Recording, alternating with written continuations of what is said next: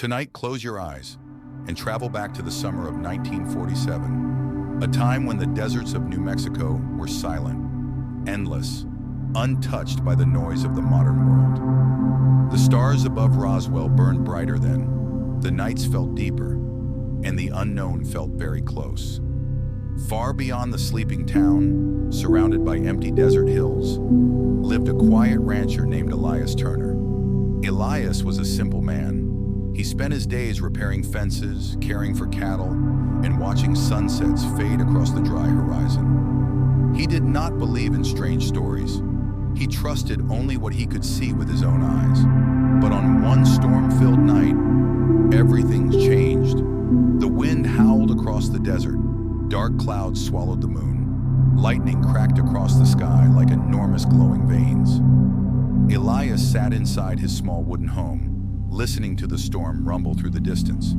Then suddenly, a sound unlike anything he had ever heard echoed above the desert. Not thunder, not an airplane, something else. A deep metallic scream tore through the sky. Elias stepped outside slowly. Rain fell against his weathered jacket as he looked upward into the storm clouds. And there, far above the desert, he saw it. A glowing object blazing through the heavens, bright white, surrounded by blue fire. It moved impossibly fast.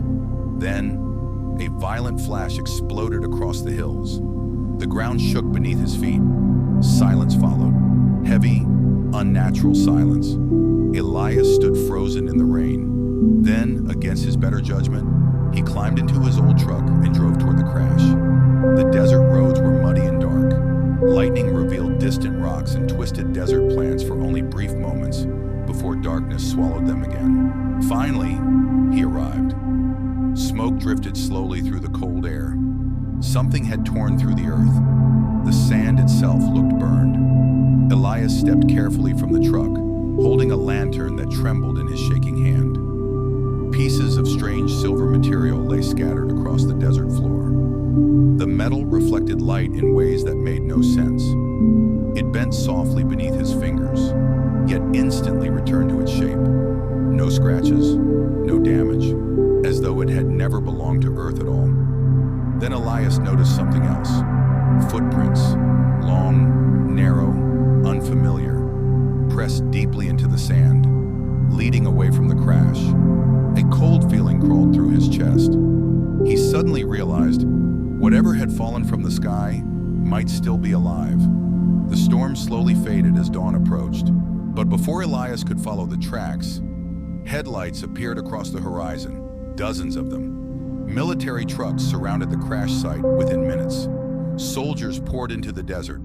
Their faces were serious, their movements fast and organized. A tall officer stepped toward Elias. His name was Colonel Hayes. "You saw nothing here tonight," the colonel said calmly, but Elias could see fear hidden behind the man's eyes. The soldiers began collecting every piece of debris. Others carried large covered objects into black vehicles. Elias could not stop staring. One of the covered shapes moved slightly beneath the cloth, just for a moment, as if something inside was breathing. The military sealed the entire area before sunrise. Roads were blocked, witnesses warned into silence. And by morning, the newspapers claimed the crash was only a weather balloon. Most people believed the story, but Elias knew the truth, because he had seen the fear in the soldiers' eyes.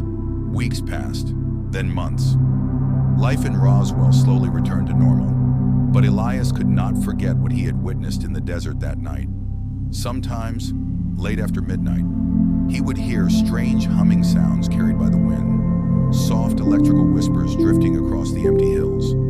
One evening, unable to resist his curiosity any longer, he followed the sound deep into the desert, and there, hidden beneath the rocks, he discovered something impossible, a secret underground facility.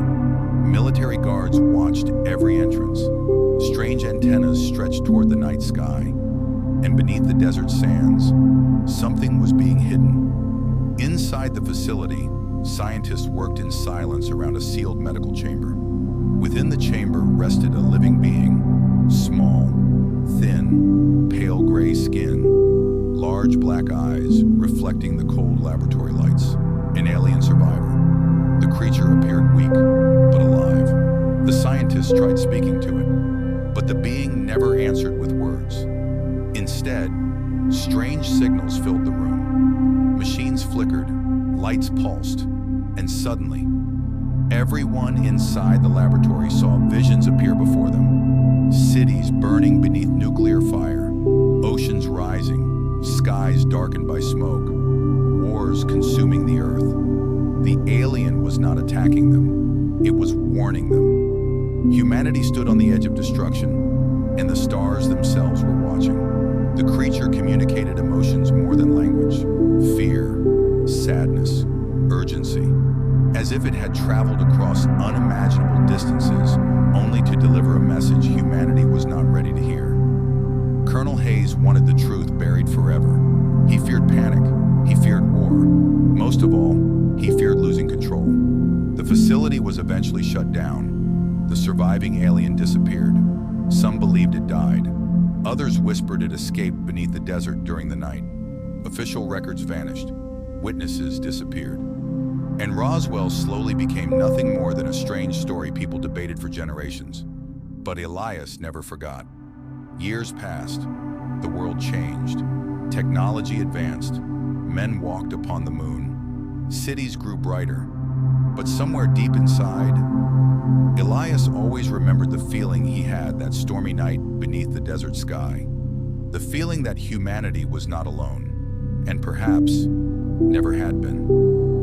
Now Elias was old, his hair gray, his hands weak. One quiet evening, he returned alone to the desert where it all began. The air was calm, the stars shimmered softly above him. For a long moment, nothing happened. Then suddenly, a faint blue light glowed beneath the sand. The ground vibrated gently, and far above the silent desert, a soft signal echoed through the darkness once more. Elias looked toward the heavens with tired eyes and smiled, because after all these years, the signal had finally returned. And somewhere beyond the stars, someone was still listening. Sleep now, beneath quiet skies, and dream of distant worlds waiting silently in the dark. Whispers beneath, Area 51. Tonight, allow your mind to drift far beyond the ordinary world, beyond crowded cities, beyond highways and glowing lights, to a lonely desert hidden beneath endless stars, the Nevada desert, a place of silence, a place of secrets, and somewhere deep within that empty land, there existed a place the government never wished to discuss openly. Area 51. For decades, rumors surrounded it. Strange aircraft, unexplained lights, disappearances, whispers of visitors from somewhere far beyond Earth. Most people laughed at the stories, but not Daniel Mercer. Daniel was once a radio engineer working for the military during the late 1960s. Quiet and intelligent, he spent most of his life listening to signals drifting invisibly through the skies. Tiny sounds hidden within static, patterns buried beneath silence. Most nights were ordinary, until one evening changed everything. It began with a signal, a strange repeating sound unlike any transmission Daniel had ever heard before. Not Russian, not American, not human. The signal came from somewhere deep within the Nevada desert.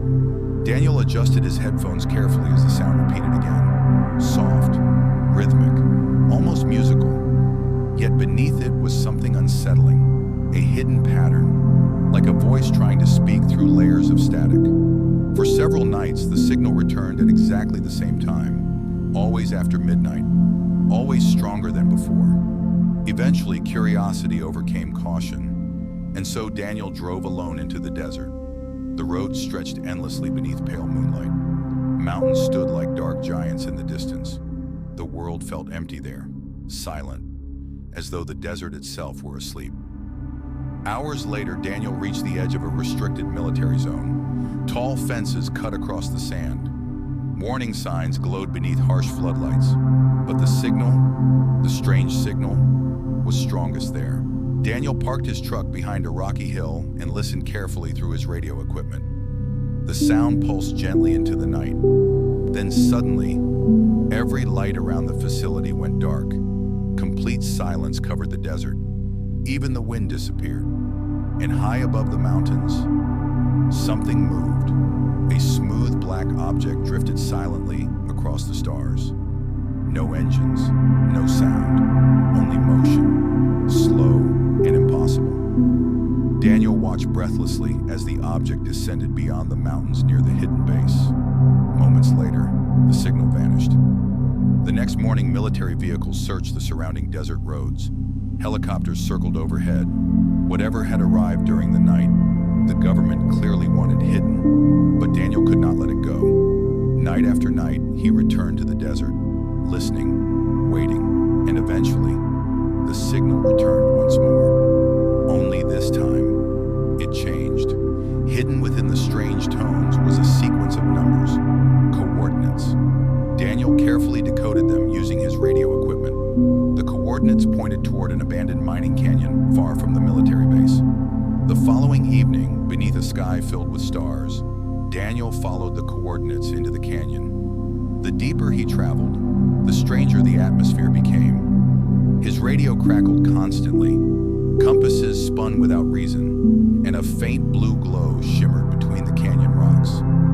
Finally, Daniel discovered a narrow opening hidden within the stone.